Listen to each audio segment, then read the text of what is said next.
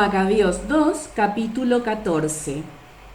3 años después, los partidarios de Judas oyeron hablar de Demetrio, hijo de Seleuco, que acababa de desembarcar en el puerto de Trípoli, con un gran ejército y una flota.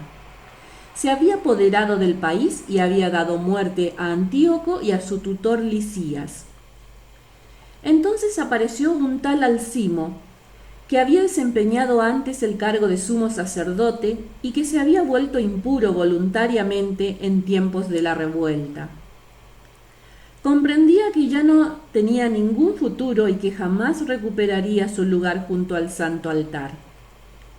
Por eso, el año 151 fue a ver al rey Demetrio y le ofreció una corona de oro con una palma y, según la costumbre, además ramos de olivo en nombre del templo.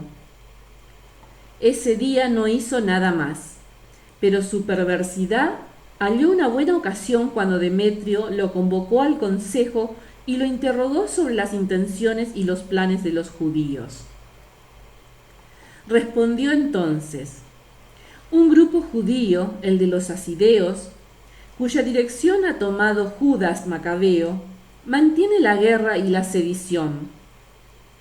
Ellos no permitirán que el reino encuentre su estabilidad. Por mi parte, me privaron del cargo que me venía de mis antepasados. Habló del soberano sacerdocio. Si he venido hasta aquí ahora, ha sido en primer lugar con la sincera preocupación de los intereses del rey, pero también porque quiero el bien de mis conciudadanos. Porque toda mi raza experimenta una verdadera miseria por culpa de esos insensatos que acabo de nombrar. Infórmate en detalles, oh rey, y luego haz algo por nuestro país y por nuestra raza tan amenazada, con esa benevolente humanidad que muestras en todo, porque mientras esté allá Judas, el Estado no conocerá la paz. En cuanto terminó de hablar, los demás amigos del rey, que detestaban también a Judas, hicieron todo lo posible para irritar aún más a Demetrio. Este designó inmediatamente a Nicanor, que había llegado a ser jefe de los elefantes, como general para la Judea. Lo mandó con la orden de hacer desaparecer a Judas, de dispersar a sus hombres y de restablecer a Alcimo como sumo sacerdote del sublime templo. Los paganos que habían huido de Judea por temor a Judas se fueron en masa con Nicanor, pensando que las miserias y desgracias de los judíos causarían su propia dicha. El acuerdo entre Nicanor y Judas. Cuando los judíos se enteraron de la venida de Nicanor y de la agresión de los paganos, se cubrieron de polvo para implorar al que había establecido a su pueblo para siempre y que cada vez ayudaba personalmente a los suyos con alguna manifestación. Luego dio el jefe sus órdenes y caminando rápido se trenzó en combate con el enemigo más arriba de Esau. Simón, hermano de Judas, atacó a Nicanor, pero sorprendido por la respuesta del enemigo, tuvo un pequeño revés. A Nicanor, sin embargo, le informaron de la bravura de Judas y de sus hombres, su coraje en los combates que sostenían por la patria, y temía tener que someterse a la decisión de una batalla. Por eso envió a Posidanio, Teodoto y Matatías para que tendieran la mano a los judíos. Examinaron cuidadosamente sus propuestas. El jefe se las comunicó a las tropas y como todos eran de la misma opinión, los acuerdos fueron aprobados. Se determinó un día en el cual se reunirían particularmente los jefes. Avanzó un carro de cada lado y pusieron asientos de honor. Judas había ubicado en sitios estratégicos a hombres armados, preparados para todo, en caso de una traición repentina de parte de los enemigos. Pero la entrevista se desarrolló correctamente. Nicanor se quedó en Jerusalén sin hacer nada malo, incluso despidió a la gente que se le había juntado. Como Judas estaba a su lado, sentía cada vez más inclinación por ese hombre. Le aconsejó que se casara y tuviera hijos. Judas se casó, disfrutó de la paz y llevó una vida normal. Álcimo se dio cuenta de esa mutua comprensión. Se consiguió entonces una copia del tratado que habían firmado.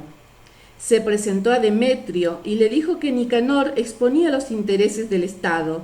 Entre otras cosas, había designado como su lugarteniente a Judas, el enemigo del reino. Fuera de sí y excitado por las calumnias de ese miserable, el rey escribió a Nicanor para comunicarle su disgusto por esos acuerdos. Le ordenaba que mandara inmediatamente a Antioquía a Macabeo, cargado de cadenas. Cuando supo eso Nicanor, quedó consternado porque le costaba violar los acuerdos sin que Judas hubiera fallado en algo. Pero como no podía chocar con el rey, buscó una ocasión favorable para cumplir esa orden. Macabeo, por su parte, se dio cuenta que Nicanor le daba un trato más reservado y se ponía más duro en las entrevistas acostumbradas, y comprendió que aquella conducta no anunciaba nada bueno. Llamó pues a su lado a un buen número de sus partidarios y no se dejó ver ya por Nicanor. Cuando Nicanor vio que sus planes habían sido frustrados de buena manera, fue al templo tan grande y santo a la hora en que los sacerdotes ofrecen los sacrificios habituales y les ordenó que le entregaran a ese hombre.